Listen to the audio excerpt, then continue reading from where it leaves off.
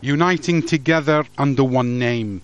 Prime Minister Nouri al-Maliki's State of Law bloc and members of the Iraqi National Alliance have finally agreed on their much-anticipated merger. The newly named National Alliance will now have 159 seats in Parliament, the largest of any group. We've decided to name the new bloc as the National Alliance. A letter was signed by authorised members from the two blocs and will be handed to the head of the Parliament session when it convenes on Monday. Not good news for al-Iraqi bloc led by Ayad Allawi, the former Prime Minister whose cross-sectarian bloc won the biggest number of seats in March election. Iraqia's chances to form a government are fading away, but they maintain it's their constitutional right.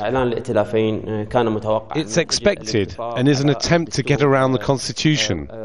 There are leaders of this alliance who don't want Ayad Allawi to head a new government. The Iraqiyya will start consultations and meetings, even if this means a call for the international community and the United Nations to intervene. On the streets of Baghdad, residents say they want a fair government and jobs. We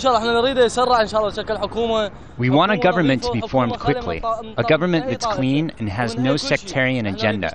We want peace, security, and jobs.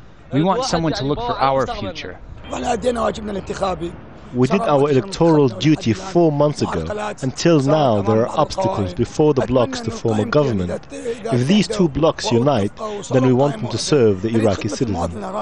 But the new alliance still has a major obstacle to overcome. They yet need to resolve their differences and agree on a nominee for the Prime Minister's job. And that has proven to be a difficult task.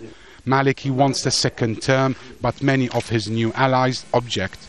And that has raised the chances of agreeing on a compromise candidate. But still, the biggest bloc will have to make an alliance with the Kurds and reach out to Allawi himself as well as others to form an inclusive government. Otherwise, analysts warn it will have a tough job to rule on their own. Omar, Saleh, Al Jazeera, Baghdad.